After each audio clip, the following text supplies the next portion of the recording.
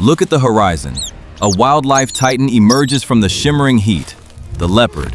It does not walk. It flows like liquid gold across a canvas of dust. In the animal lore of these plains, the leopard is known as the shadow of the decree.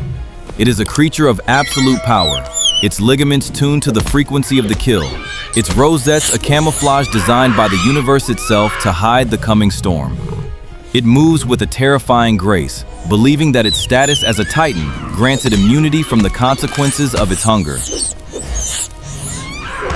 Beneath the dry acacia trees, two mongooses represent the grit of the earth. They are the small guardians of the dusk, playing with the fallen fruit, a momentary lapse in the vigilance required by the Wild Citadel. The leopard freezes. The air turns static. The geometry of death begins to manifest in the predator's eyes. It calculates the tension in its haunches, the friction of the soil, the exact millisecond of the impact. This is not just a hunt, it is a collision of destinies. The leopard strikes. A kinetic explosion of fur and fury. The mother mongoose is pinned, her small frame crushed against the unyielding ground. But here, the biological resilience of the small reveals its true face. She does not plead for mercy. She bites the face of the god. She becomes a whirlwind of defiance, proving that in the Wild Citadel, even the smallest gear can jam the machine of the mighty. High in the canopy, the sentinel screams. The Vervet monkey, the architect of alarm, broadcasts the leopard's transgression. In the Wild Citadel, there are no secrets. The monkey disrupts the predator's concentration, hurling branches like sacred spears from the sky. The leopard's focus is shattered. The mongoose vanishes into the labyrinth of the forbidden stone, a cave of shadows where the titan's power counts for nothing.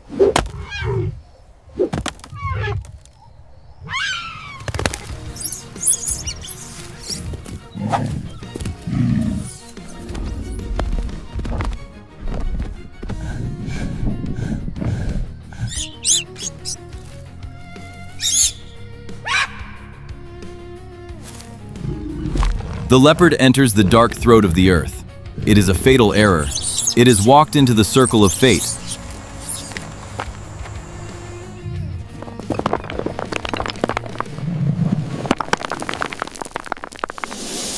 The silence is broken by a sound that chills the bone.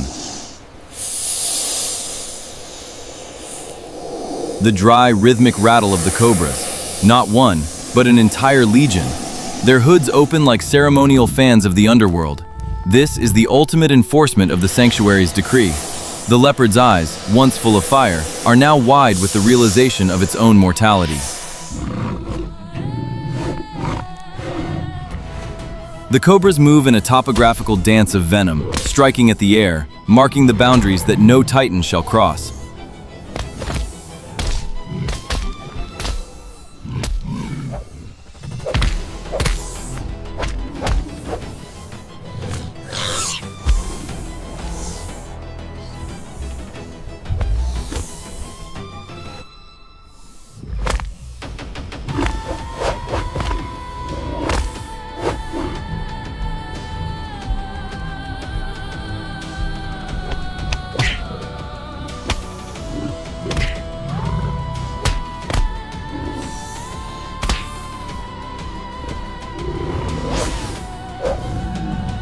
The leopard retreats. It leaves the sanctuary not with a kill, but with a lesson carved into its spirit. The Wild Citadel remains standing, its architecture of survival preserved by the grit of the small and the venom of the deep. The wildlife titan is humbled. The stoic nature of the world is restored.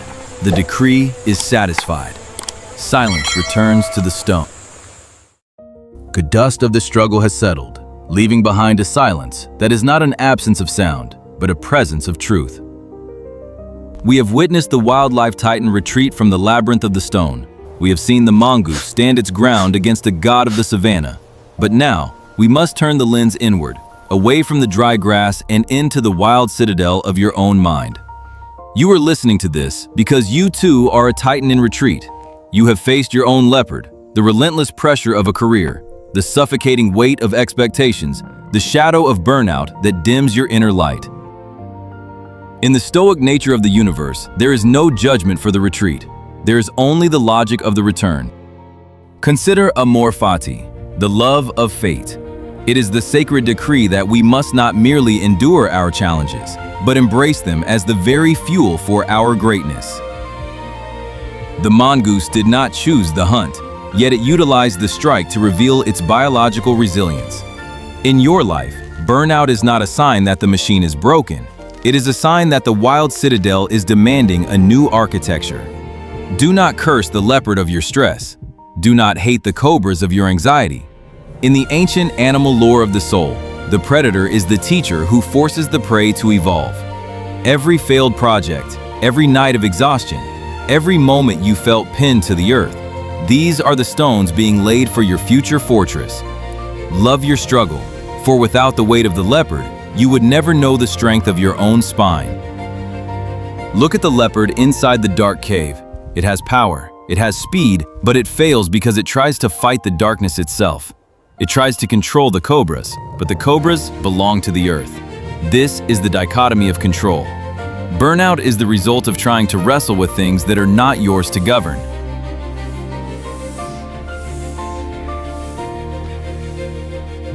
You cannot control the market. You cannot control the opinions of your peers. You cannot control the outcome of the hunt. You can only control the tension of your own muscles and the focus of your own gaze. Retreat to the wild citadel of your internal sovereignty. When the world demands more than you can give, ask yourself, am I fighting the cobras or am I mastering my own breath? Mastery is not winning every hunt. It is knowing when to withdraw into the stone to preserve your spirit.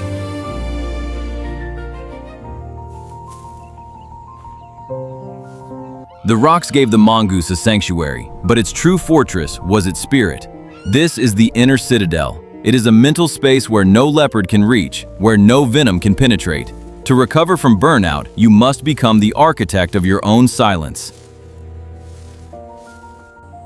You must rebuild the walls of your focus. In the stoic nature of the wild, a wounded animal does not seek pity, it seeks solitude. It returns to the deep earth to heal. Your exhaustion is a sacred call to return to your center. Establish your boundaries like the forbidden stone. Let the world scream outside your walls, but inside, let there be only the rhythmic breath of recovery. Your biological resilience is a well that refills only in the quiet. Reclaim your right to be still. The leopard did not die today. It was simply repositioned by the universe. It is currently in the grass, licking its wounds, studying the animal lore of its own failure. It is becoming a smarter, more resilient titan. You are the architect of return. Your burnout is not a grave, it is a chrysalis. Use this time of exile to redesign your life. The savannah does not miss those who burn out and vanish. It respects those who retreat, rebuild, and return with a power that the leopard cannot comprehend. Stand tall. Your wildlife titan is not defeated. It is simply in the stone, waiting for the sunrise. Your return will not be a continuation of the old struggle, but the beginning of a new legend. Go now. Rebuild your citadel. Love your fate. For the wild is within you, and the stones of the earth are on your side.